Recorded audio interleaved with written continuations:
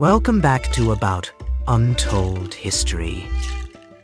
I am Elias Untold Vance, and today we are casting our gaze back to the sun-drenched banks of the Nile, where the standard of beauty was not merely a matter of vanity, but a profound survival strategy. You've seen the iconic images, the sharp, dramatic eyes of the pharaohs and the ethereal elegance of the queens.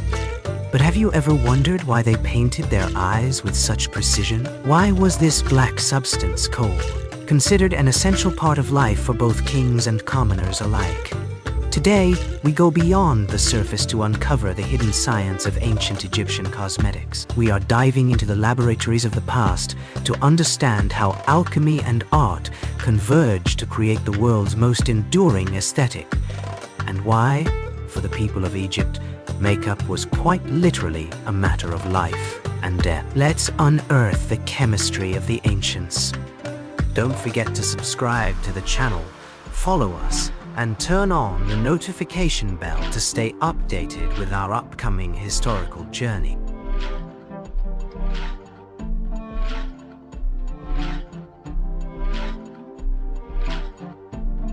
The study of ancient Egyptian cosmetics is not a study of superficiality, but an inquiry into the fundamental intersections of biology, chemistry, and ritual. For the modern observer, the striking black lines around the eyes of a painted bust, the kohl-rimmed gaze, often evoke a sense of theatrical elegance. Yet, to the ancient Egyptian, this aesthetic was a manifestation of heka, or magic, seamlessly integrated with advanced medicinal knowledge. The primary pigment, kohl, was usually derived from galena, a natural mineral form of lead sulfide. While we now recognize lead as a toxic heavy metal, the Egyptian artisans possessed a nuanced, empirical understanding of its chemical properties, utilizing it as both a protective barrier against the harsh glare of the North African sun and as a potent antibacterial agent. The sophistication of their cosmetic production suggests that the concept of the laboratory was alive and well within the temple complexes. Ancient Egyptian alchemy was never just about transmuting base metals into gold.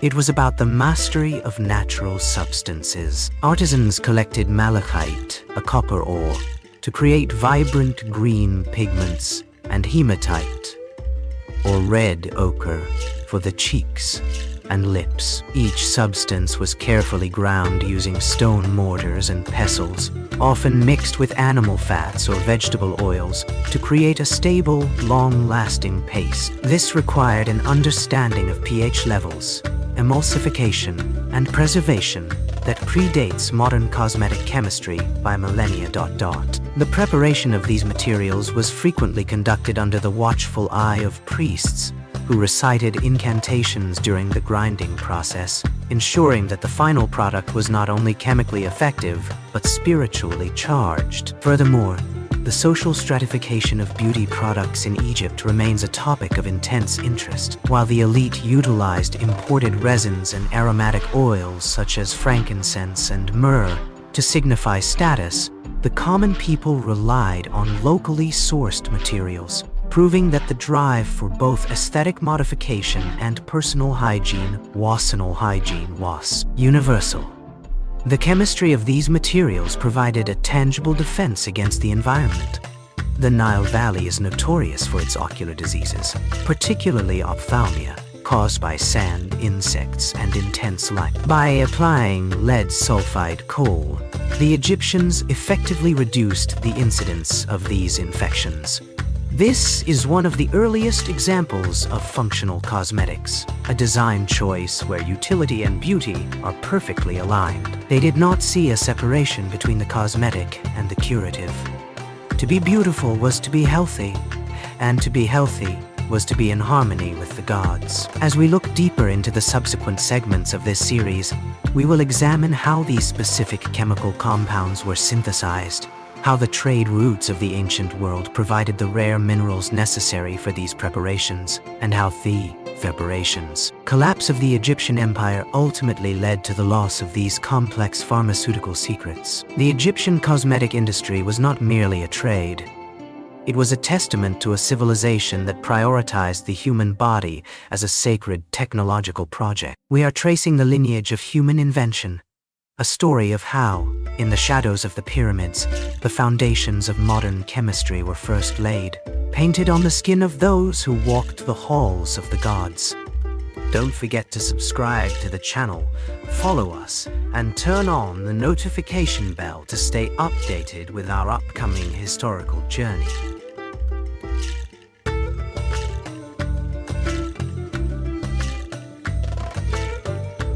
The production of cosmetics in ancient Egypt was inextricably linked to the empire's geographical reach and its sophisticated understanding of mineralogy. The Nile Valley provided more than just water. It served as a gateway to the Eastern Desert and the Sinai Peninsula, regions rich in the raw minerals that formed the basis of Egyptian cosmetic alchemy. To understand the Egyptian cosmetic cabinet, one must understand the geological bounty of the landscape and the state-sanctioned expeditions that scoured these regions for specific raw materials. The procurement of these substances was a logistical triumph, requiring the mobilization of skilled miners, desert guides, and military escorts to protect the precious caravans returning to the workshops of Memphis and Thebes. Central to this supply chain was galena, the primary source of lead, which was extracted from mines in the Red Sea Hills and the Sinai. The Egyptians' ability to locate and process these deposits reflects a high degree of geological literacy. They did not merely stumble upon these ores.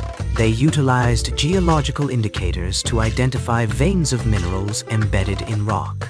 Once extracted, the galena was transported via the Nile, the empire's primary artery of commerce. Similarly, malachite, a vibrant green copper carbonate, was prized both for its aesthetic value and its symbolic connection to rebirth. The turquoise and copper mines of Sarabat el-Khadim in the Sinai were legendary, and the Egyptians established permanent outposts there to ensure a steady supply. The quest for these materials turned the desert into a laboratory of resource extraction. The alchemy of beauty also relied on hematite and red ochre, iron-rich minerals found throughout the desert plateaus. The process of transforming these raw, rocky materials into fine, cosmetic-grade powders was a multi-stage industrial procedure. First, the ore was crushed using large stone mortars. Then it was repeatedly ground on concave stone pallets, objects that have become iconic artifacts of Egyptian daily life. The particle size achieved by these artisans was remarkably uniform, a testament to their patience and standardized manufacturing processes. The resulting powders were then refined through levigation, a process of suspending the particles in water to allow larger, unwanted impurities to settle at the bottom, leaving only the finest pigment in suspension. This technique demonstrates a mastery of physical chemistry that is often underestimated in historical assessments of the ancient world. Beyond the mineral realm, the Egyptians integrated botanical and animal-derived substances to stabilize their pigments. The use of castor oil, balanites oil, and various resins functioned as the vehicle for the mineral powder. These oils were not only effective binders, but also possessed their own medicinal properties, often utilized to soothe the skin after a long day under the desert sun. The integration of mineralogy and botany created a complex, stable cosmetic paste that could withstand the thermal stresses of the Egyptian climate.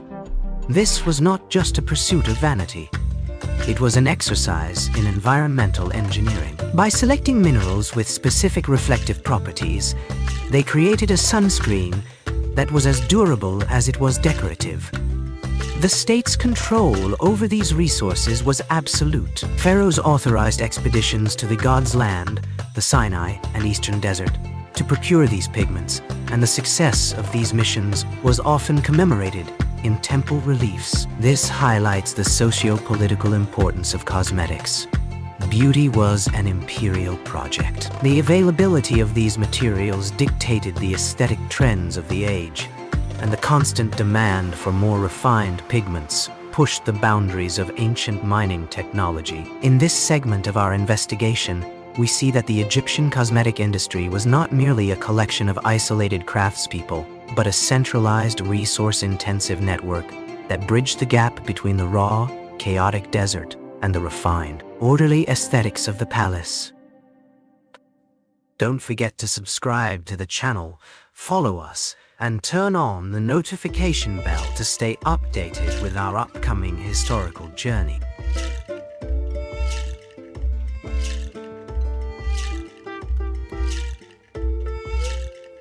The dark, enigmatic kohl that framed the eyes of every stratum of Egyptian society was not a monolithic substance. While modern forensic analysis frequently highlights the presence of lead-based compounds like galena, lead sulfide, the actual chemical composition of ancient kohl was a sophisticated balancing act of diverse minerals and intentional synthesis. The Egyptians were not simply grinding a rock and applying the dust.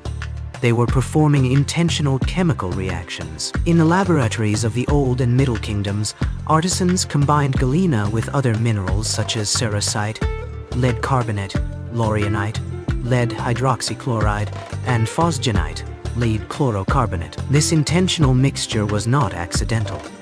It was a targeted effort to optimize the pigment's texture, adherence, and stability. The inclusion of laurionite and phosgenite is particularly fascinating because these are rarely found in nature in the concentrations present in ancient cosmetic samples. This suggests that the Egyptians were practicing what we would call wet chemistry synthesis. By reacting galena with other mineral salts in a controlled aqueous environment, they could produce specific lead-based compounds that possessed superior cosmetic qualities, such as a smoother application and a deeper, more lustrous black hue. This process reveals an advanced understanding of reaction kinetics and solubility.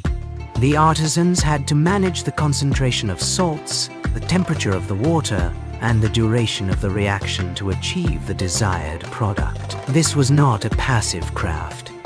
It was a rigorous trial-and-error methodology that qualifies as early industrial chemistry.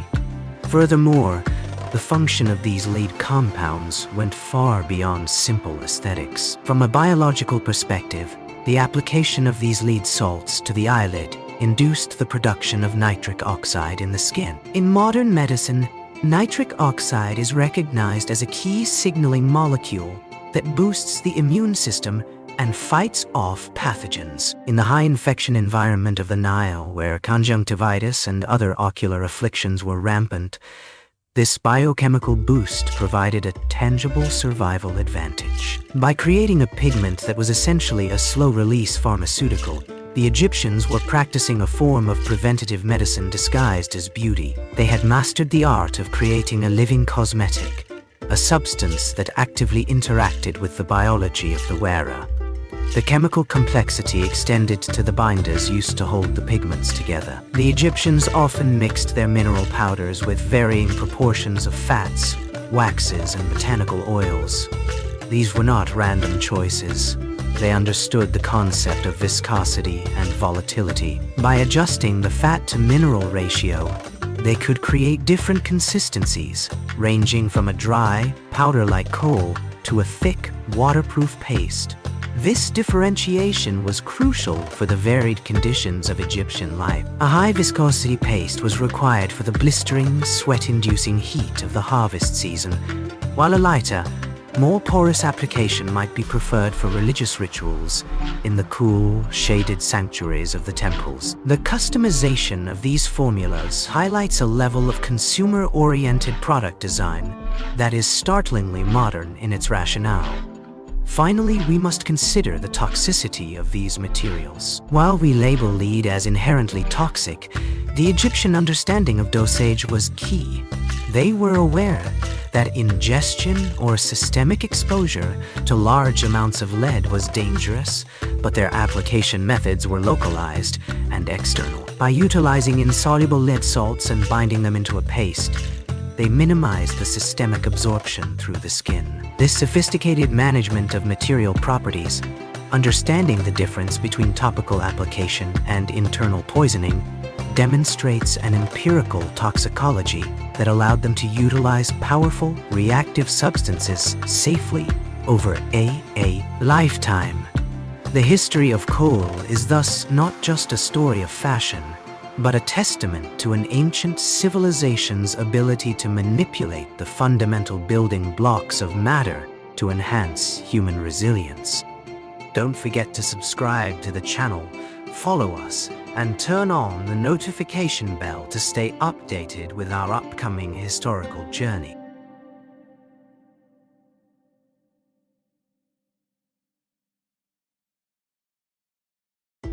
While kohl defined the Egyptian gaze, the broader aesthetic of the civilization was a vibrant tapestry of color, rooted in a profound symbolic lexicon. The Egyptian palette was not merely a matter of visual preference.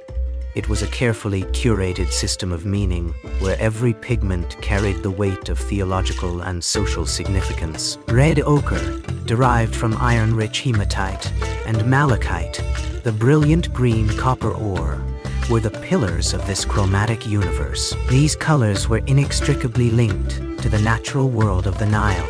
Red represented the life force, the sun, and the destructive yet necessary fire of the desert, while green signified growth, fertility, and the resurrection of vegetation after the annual inundation. The utilization of red ochre was a multifaceted practice that spanned from ritual body art to everyday personal grooming. As a cosmetic, it was used to tint the cheeks and lips, providing a flush of vitality to the wearer. In the context of Egyptian cosmology, the color red was associated with the god Set, embodying both power and chaos. However, its cosmetic application was designed to channel this power into health and vigor. The grinding of hematite required significant physical labor, often leading to a fine, uniform powder that could be easily blended with vegetable oils. The resulting paste was prized for its longevity and its ability to maintain a vivid hue even under the relentless Egyptian sun. This longevity was not just a bonus.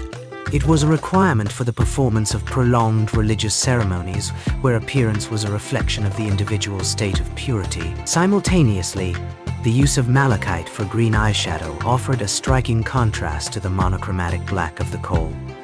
Malachite, a copper carbonate hydroxide mineral, was predominantly sourced from the Sinai. Its application was more than a fashion statement. It was an homage to the goddess Hathor, the patroness of beauty, music, and joy. To wear green was to invoke the protective presence of the goddess, transforming the wearer into a vessel for divine favor. The chemical processing of malachite required precision. If ground too coarsely, the mineral was abrasive and difficult to apply. If ground too finely, it could lose its vibrant emerald brilliance. The Egyptian artisans developed specific mortar and pestle techniques to achieve the perfect cosmetic-grade texture, demonstrating an early awareness of particle size distribution and its effect on optical reflectivity. This diversity of pigments highlights a sophisticated color theory that predates modern artistic conventions. The Egyptians recognized that the interaction between their mineral-based cosmetics and the natural light of the Nile Valley was paramount. The way red ochre reflected warm light and how malachite captured the cool tones of the sky and river allowed them to manipulate their appearance to suit different times of day and specific social contexts. This was a sophisticated application of color science, integrated seamlessly into the daily ritual of dressing. They were, in essence, painting themselves into their own mythology, using the chemical properties of the desert to manifest the favor of the gods on their very skin. Furthermore, the social distribution of these colors reveals the hierarchical nature of Egyptian life. While the elite could afford the most refined imported malachite and the purest hematite, the use of these pigments permeated all levels of society. Even in lower-income households, red ochre, being more abundant in the Egyptian landscape, was used to emulate the appearance of the wealthy. This democratization of aesthetic standards speaks to the deeply ingrained cultural belief that beauty was a fundamental human dignity, not just an aristocratic privilege. The ability of the Egyptian state to maintain a steady supply of these materials, ensuring they were available in markets from the northern delta to the southern border at Elephantine, was a testament to the logistical brilliance of the Pharaoh administrative machine. By examining these pigments, we move beyond the superficial and begin to see the Egyptian body as a site of chemical, cultural, and spiritual synthesis. Don't forget to subscribe to the channel, follow us, and turn on the notification bell to stay updated with our upcoming historical journey.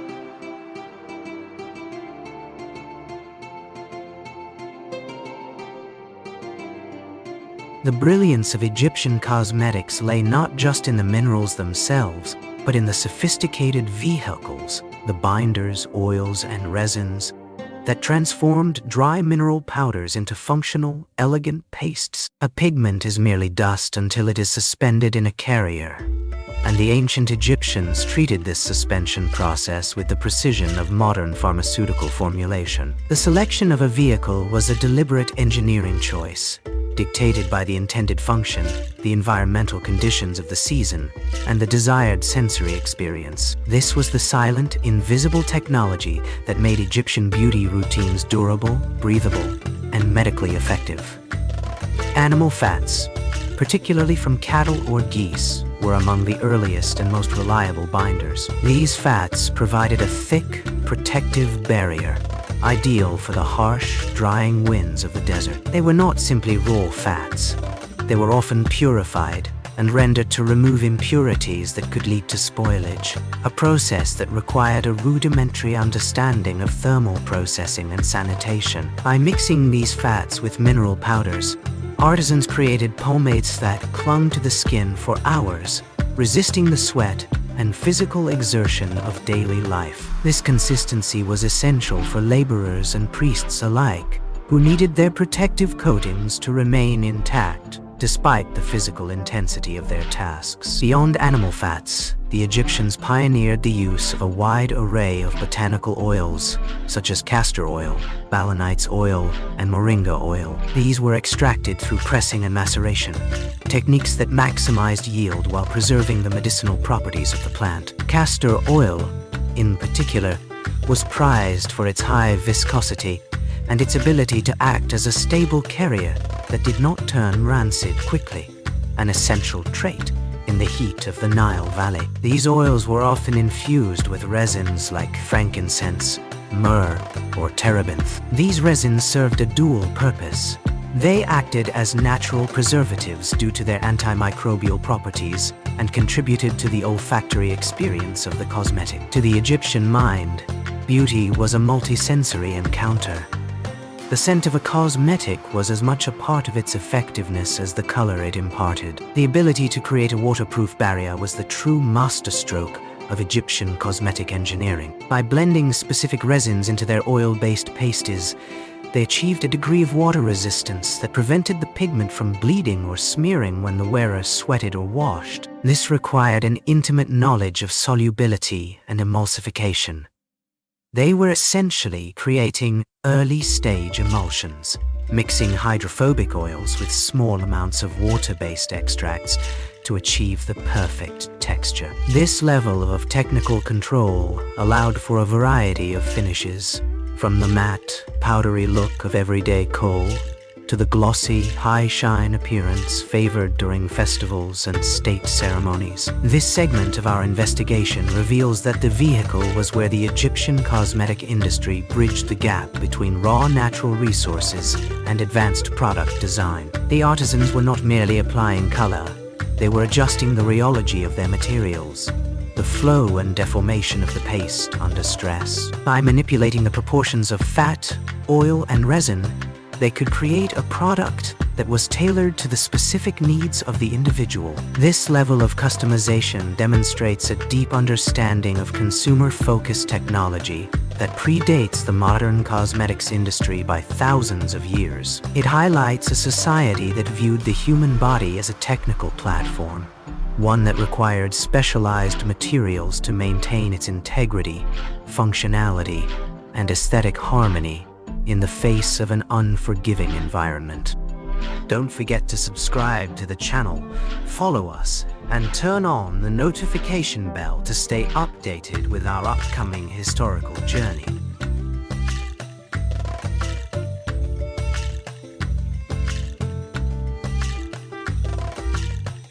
In the ancient Egyptian worldview, the distinction between a cosmetic and a pharmaceutical was virtually non-existent. The body was perceived as a delicate vessel, constantly under siege by the harsh environment of the Nile, the blistering sun, the fine, abrasive sands, and the omnipresent insect populations that carried infectious ocular diseases. Consequently, the application of cosmetics was not merely a ritual of vanity, but a sophisticated protocol of preventative medicine. When an Egyptian nobleman or a temple priest applied kohl or a mineral-based salve, they were, in effect, performing a daily medical intervention designed to maintain the equilibrium of their physical health. The medicinal efficacy of kohl, particularly its lead sulfide base, has been a subject of extensive modern scientific inquiry. Research indicates that when applied in low concentrations,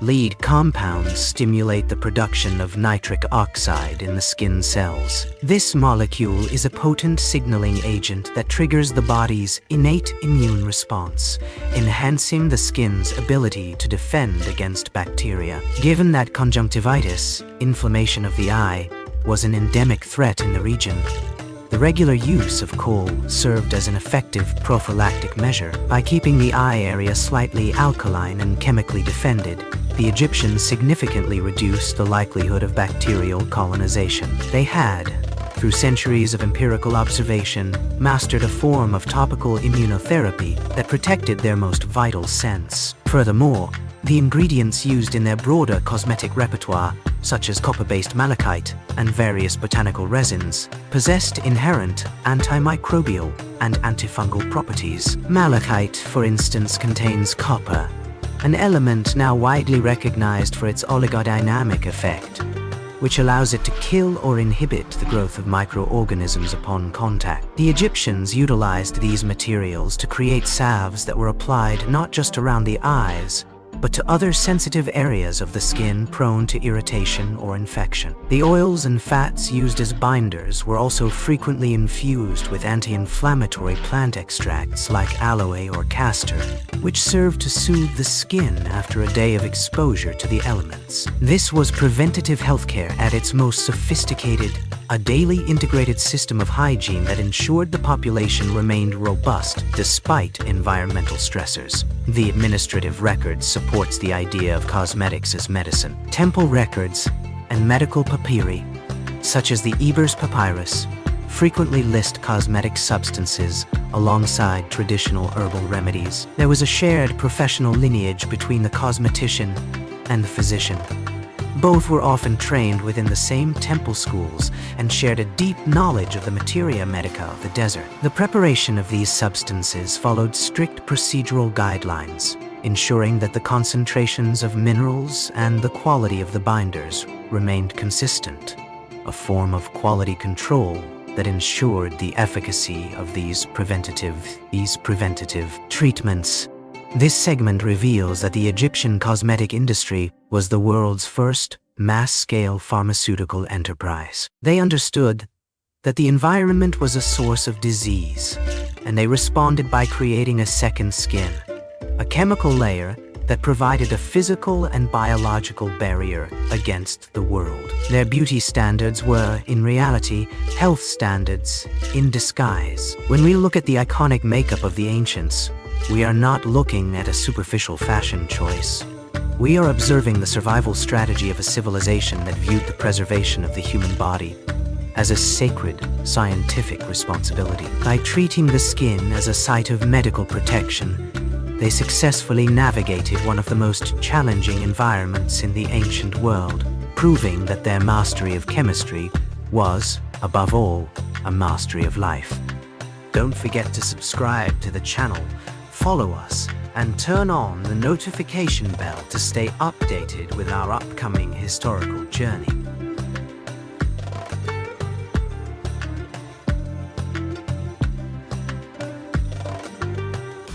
The sophistication of ancient Egyptian cosmetic practices was mirrored in the evolution of their material culture. The specialized tools developed to prepare, store, and apply these substances. The cosmetic kit of an Egyptian noble was a marvel of ergonomic design and material variety, demonstrating that their beauty rituals were supported by an advanced manufacturing sector. Each tool, from the simplest ivory applicator stick to the most ornate stone palette, was engineered for a specific function, reflecting a culture that valued both the efficiency of the application and the durability of the storage. These artifacts are not merely decorative items. They are the physical manifestations of a standardized beauty industry that permeated every level of Egyptian life. The most iconic tool is undoubtedly the cosmetic palette. Initially used in the pre-dynastic period for grinding pigments, these palettes evolved from simple functional stone slabs into elaborate carved objects that often featured zoomorphic or geometric designs. By the time of the Middle and New Kingdoms, the palette had become a symbol of personal identity and social status. The concave surface of these palettes, worn smooth by years of repetitive grinding, tells a story of dedicated use and daily ritual. The artisans who crafted these palettes understood the material properties of slate, siltstone, and limestone, selecting stones that were hard enough to resist excessive wear, but soft enough to be carved with intricate detail. This was an early form of industrial design, where the tool's form was strictly dictated by its mechanical function. Equally important were the applicators, the small, slender rods made from wood, ivory, bone, or even bronze. These were the brushes of the ancient world. Their design was highly optimized. One end was usually rounded or tapered for the precise application of kohl to the lash line, while the other might be flattened like a tiny spatula for scooping paste from a vial. The ergonomics of these tools were refined over centuries, allowing for the creation of the sharp, dramatic lines that defined the Egyptian aesthetic. The material choice was also functional. Ivory and polished wood were non-reactive, ensuring they wouldn't contaminate the delicate chemical compositions of the kohl or mineral salves. This suggests an understanding of chemical stability that prevented the degradation of the pigments during repeated use. Storage vessels, or kohl pots, represent the peak of Egyptian cosmetic engineering. These vials were often carved from precious materials like alabaster, obsidian, or glazed faience. Beyond their obvious aesthetic appeal, these materials served a technical purpose. Alabaster, for example, is excellent at maintaining a stable internal temperature, protecting the oil-based pastes from the intense desert heat. The airtight seals, often crafted from tight-fitting lids or clay stoppers, prevented the oxidation of the oils and the drying out of the pigments. These vials were the smart packaging of the ancient world, designed to extend the shelf life of the cosmetic and ensure that the product remained consistent from the first application to the last. Finally, the production of these tools created a vibrant secondary economy. The specialized labor required to carve alabaster, polish ivory, and forge bronze suggests a complex division of labor. These craftspeople operated in workshops attached to the temple or palace, working under the specifications provided by the priests and the physicians. This infrastructure allowed for the mass customization of cosmetic kits, where a basic design could be replicated for the masses or elaborately customized for the elite. By studying these tools, we see that the Egyptian cosmetic experience was a total system. From the mining of the raw materials to the engineering of the storage vial, Every step was a calculated effort to master the physical world in service of beauty, health, and social order.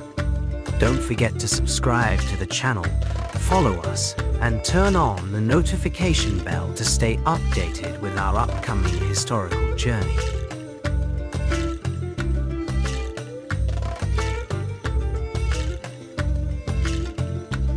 The Egyptian cosmetic industry was not an isolated phenomenon. It was the engine of a sprawling, sophisticated international trade network. The demand for specific minerals, resins, and oils required to satisfy the standards of the court and the temples necessitated an imperial supply chain that reached far beyond the borders of the Nile Valley. This global trade of beauty saw Egyptian state-sponsored caravans and seafaring expeditions traversing the Red Sea, the Sinai Peninsula, and the vast desert routes of the Near East. The materials procured were more than just commodities. They were the essential components of a state-sanctioned technology of health and beauty that defined the Egyptian identity. The quest for frankincense and myrrh is the most storied aspect of this trade, sourced primarily from the southern regions of the Red Sea and the distant land of Punt. These resins were precious imports that required diplomatic finesse and massive logistical coordination. The Pharaohs famously commissioned expeditions to Punt, depicted in the temple reliefs of Hatshepsut, which served as a public demonstration of the state's reach and its commitment to securing the finest ingredients for the gods. Myrrh, in particular, was vital not only for its preservative and antimicrobial properties in cosmetics, but also for its symbolic role in religious rituals. Its arrival in Egypt was a national event, symbolizing the pharaoh's ability to unite distant lands under the umbrella of Egyptian culture. Similarly, the trade in mineral pigments linked Egypt to the broader geological landscape of the ancient world. While local sources of red ochre were abundant, the demand for high-grade malachite and specific types of galena drove trade deep into the Sinai and the rugged mountains of the eastern desert. The Egyptians established permanent, fortified outposts in these regions, essentially industrial colonies, where the extraction and primary processing of minerals took place under military guard. These sites served as nodes in a wider network of exchange, where local nomads were integrated into the Egyptian supply chain, exchanging labor and transport for goods, grain, and protection. This created a symbiotic relationship between the imperial center and the resource-rich periphery. The logistics of this trade required the development of standardized measurements, rigorous record-keeping, and a professional class of merchants of state. Scribes were stationed at every node of the trade route to inventory the incoming materials, ensuring that no pigment or resin was lost to corruption or waste. The material quality was meticulously checked. Trade was not simply about quantity, but about purity and grade. This obsession with quality control highlights that the Egyptian authorities viewed these cosmetic materials as strategic assets, essential for the maintenance of temple purity and the physical well-being of the aristocracy. The infrastructure supporting this trade was as robust as that supporting the grain supply or the military. By exploring this global trade network, we see that the Egyptian cosmetic experience was a driving force for technological and economic development. The necessity of acquiring rare and exotic substances spurred advancements in naval architecture, navigation, and caravan logistics. The beauty industry was a catalyst for exploration and cultural contact. It forced the Egyptians to engage with the peoples of the Levant, the Red Sea coast, and the heart of Africa, creating a cross-cultural synthesis of knowledge. The very composition of a noblewoman's kohl pot was a testament to the interconnectedness of the ancient world. Through the lens of these cosmetic ingredients, we reveal a civilization that did not just exist within the Nile Valley, but reached out across the known world to curate the very essence of its own divinity. Don't forget to subscribe to the channel, follow us, and turn on the notification bell to stay updated with our upcoming historical journey.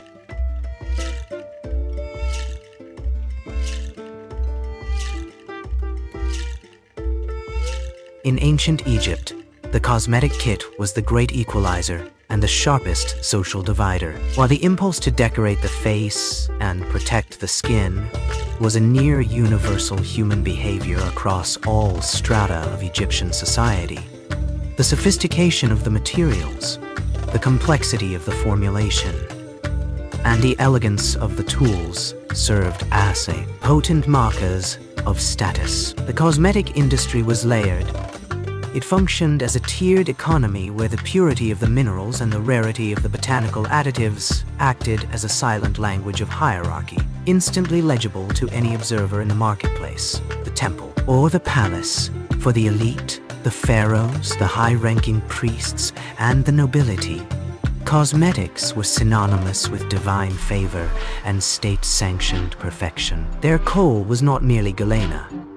It was often enhanced with imported resins like frankincense, ground into a microscopic powder that offered an unparalleled depth of color and superior staying power. Their palettes were carved from rare stones such as alabaster or imported schist, and their applicator sticks were masterpieces of jewelry making, often featuring gold inlays or semi-precious stones. For the elite, the act of applying makeup was a ritualized performance, often assisted by servants, symbolizing the distinction between those who performed manual labor and those who embodied the idealized, static perfection of the gods. Conversely, the commoner's cosmetic practice was a triumph of adaptation and local resourcefulness. While they could not always access the refined, high-grade galena imported from the distant Sinai, they utilized locally sourced lead ores, soot, or even crushed vegetable matter to achieve the desired effect. Their palettes were often simple, unadorned siltstone slabs, and their applicators were humble sticks of reeds or scavenged bone. Yet, the functional result was remarkably similar. By using locally abundant materials, the common population achieved the same protective benefits against ocular disease and sun damage as the aristocracy. This democratic aspect of Egyptian beauty culture suggests that the benefits of preventative medicine were understood at all levels. Health was not a luxury, but a necessity for survival in the Nile environment. The economic distribution of these goods was managed through a sophisticated network of state warehouses and local markets. The elite received their products directly from state-run workshops as part of their rations, or as gifts from the pharaoh, reinforcing the bond of patronage. Meanwhile, commoners relied on local market vendors who sold pre-mixed paste or raw minerals in smaller, more affordable quantities. The middle tier, the scribes, artisans, and skilled laborers, occupied a space between these poles, often possessing high quality, though less ornate, cosmetic kits. This stratification of beauty tools created a visual hierarchy.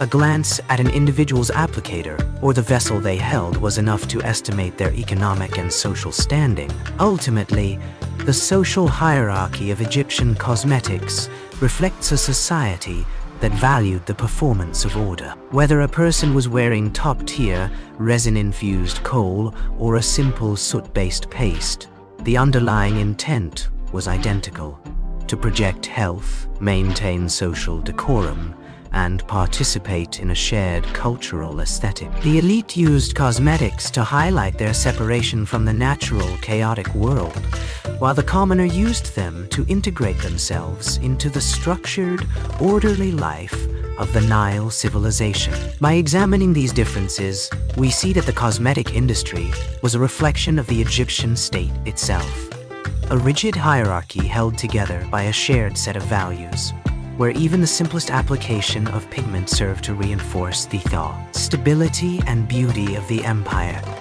Don't forget to subscribe to the channel, follow us, and turn on the notification bell to stay updated with our upcoming historical journey.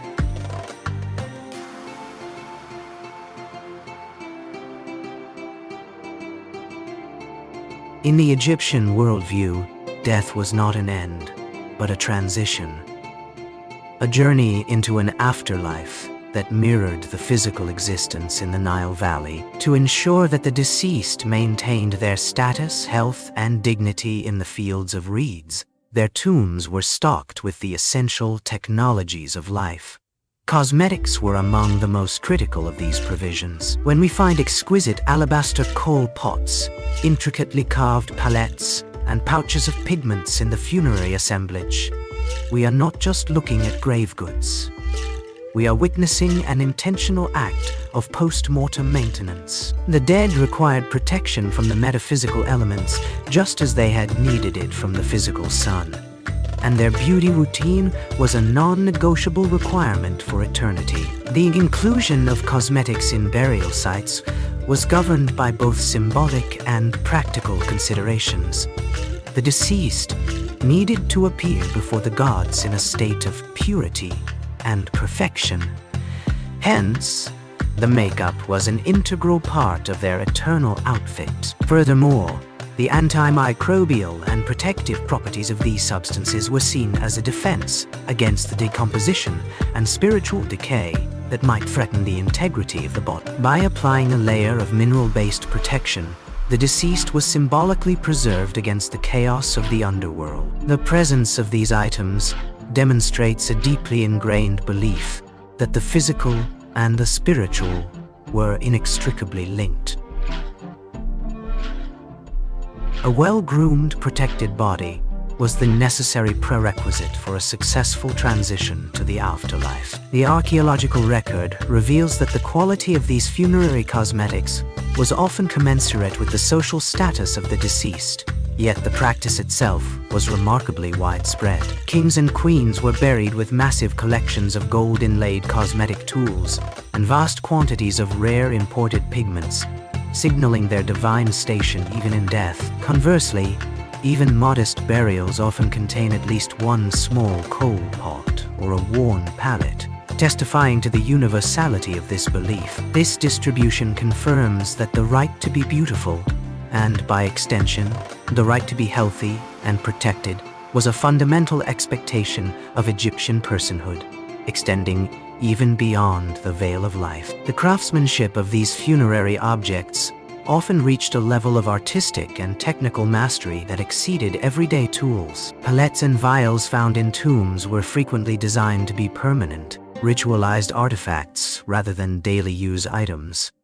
They were carved from the most resilient stones, sealed with precious resins, and adorned with protective amulets. These objects were engineered for eternity, designed to withstand the stillness of the tomb for millennia. In this context, the cosmetic kit became a sacred object, a vessel that functioned as a bridge between the mortal realm and the divine, ensuring that the essence of the person remained vibrant and distinct in the memory of the gods. Ultimately, the presence of cosmetics in the tomb reveals the Egyptians' defiance of oblivion. By packing these tools for the afterlife, they were projecting their earthly identity into the infinite, declaring that their need for health, beauty, and order would persist beyond time. This segment of our investigation highlights the most profound aspect of the Egyptian cosmetic industry.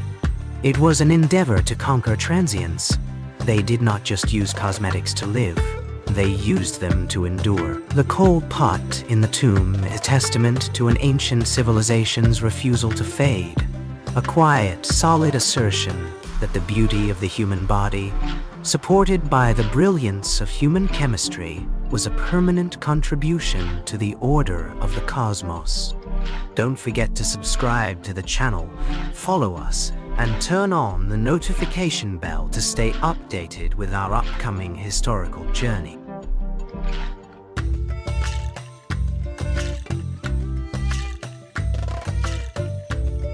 The intersection of ancient Egyptian beauty rituals and modern analytical chemistry has opened a fascinating window into the past. By applying techniques such as X-ray fluorescence, scanning electron microscopy, and gas chromatography mass spectrometry to remnants found in kohl pots and cosmetic vials, researchers have deciphered the sophisticated molecular recipes used by the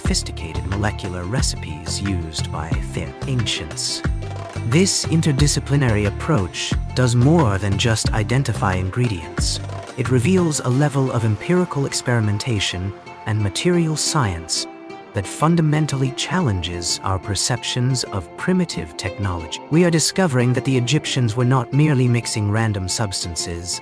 They were conducting complex, multi-step chemical reactions to achieve specific physiological and aesthetic outcomes. The most profound realization from modern testing is the deliberate, rather than accidental, nature of their formulations. When we analyze the specific lead-based compounds in kohl, such as galena, lead sulfide, and rarer substances like laureanite and phosgenate, we find that these were not just gathered from the earth. They were synthesized through specific, replicable processes that indicate a mastery of inorganic chemistry. These substances, when suspended in lipid-based vehicles, produce the precise chemical interactions necessary for the oligodynamic effect we previously discussed. The Egyptians were effectively creating targeted therapies, manipulating the concentration of ions to stimulate cellular immunity while maintaining safety thresholds that modern science is only now beginning to fully quantify. Furthermore,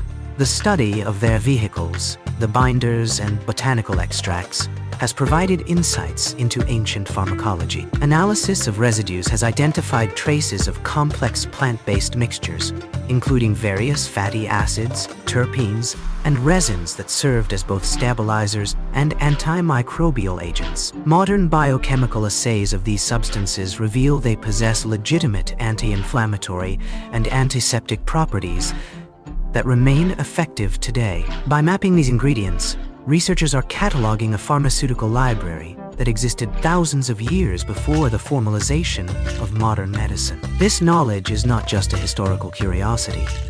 It is a potential source of inspiration for contemporary dermatological research, particularly in the study of natural compounds that can defend human skin against extreme environmental stress. Perhaps the most significant lesson for modern science is the holistic nature of the Egyptian approach.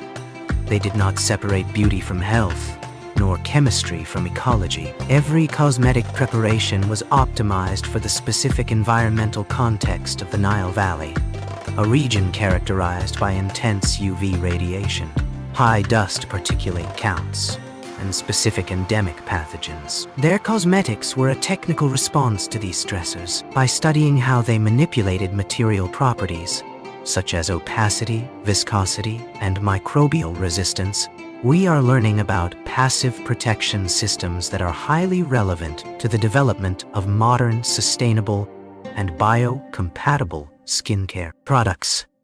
In conclusion, the chemical analysis of these ancient artifacts suggests that we have been viewing the past through a distorted lens. The Egyptian cosmetic industry was a high-tech sector, sustained by a deep, empirical understanding of material science.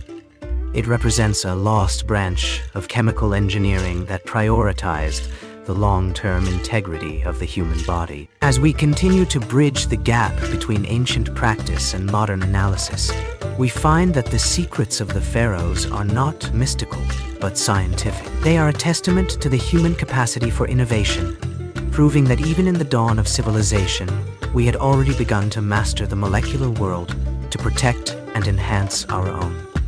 Don't forget to subscribe to the channel, follow us, and turn on the notification bell to stay updated with our upcoming historical journey.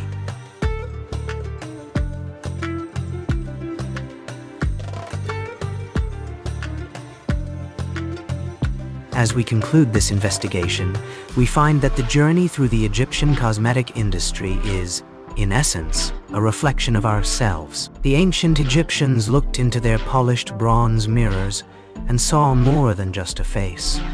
They saw a physical manifestation of order, health, and social responsibility. Today, when we engage with our own skincare and beauty routines, we are participating in a tradition that spans millennia, utilizing the same fundamental desire for protection, transformation, and self-expression. The eternal mirror of history shows us that the beauty industry is not a modern invention of commerce, but a foundational human technology designed to negotiate our relationship with the world around us. The enduring fascination with Egyptian aesthetics, the bold, defined eyes, the emphasis on purity of skin, and the ritualistic care speaks to a universal standard of beauty that has remained remarkably stable. What they achieved with galena, malachite, and botanical resins, we now achieve with synthetic polymers, advanced peptides, and sophisticated formulations. Yet, the intent remains identical: to create a barrier that is both a shield and a statement. The Egyptians proved that the human body is a site of constant intervention, a platform where chemistry and culture intersect to define who we are and how we present ourselves to the environment and to each other. Reflecting on this history, we realize that the primitive status, often attributed to ancient technologies, is a misunderstanding born of our own technological arrogance. The Egyptians possessed an empirical brilliance, a mastery of material science, and a holistic understanding of health that we are only now, through high-tech chemical analysis, beginning to replicate. They did not just decorate, they engineered. They did not just apply, they protected. Their legacy is a testament to the power of human ingenuity to adapt to even the most unforgiving landscapes, turning the challenges of the Nile into a canvas for the first truly globalized beauty culture. Ultimately, the story of Egyptian cosmetics is a story of human dignity. By investing such immense effort into the care of the body, they affirmed that life was worth sustaining, that the self was worth preserving, and that beauty was a sacred, tangible element of the orderly cosmos. This realization carries a poignant lesson for our modern age, where the beauty industry is often dismissed as ephemeral or superficial. When viewed through the lens of history, we see that it is actually a vital structural component of civilization. It is a system for reinforcing identity, building communities, and navigating the complexities of our physical existence. As we step away from this exploration, we carry with us a new perspective. We are not merely consumers of products, but inheritors of a vast ancient tradition of self-care. The kohl on an Egyptian priestess eye and the serum on a modern face are points on the same continuous line of human development. We are still as they were, striving to look into the mirror and find a version of ourselves that is healthy, resilient, and enduring. The tools have changed, the science has evolved, but the reflection in the glass remains the same: a human being seeking to define their place in the world through the quiet, powerful, and timeless art of beauty. Don't forget to subscribe to the channel, follow us, and turn on the notification bell to stay updated with our upcoming historical journey.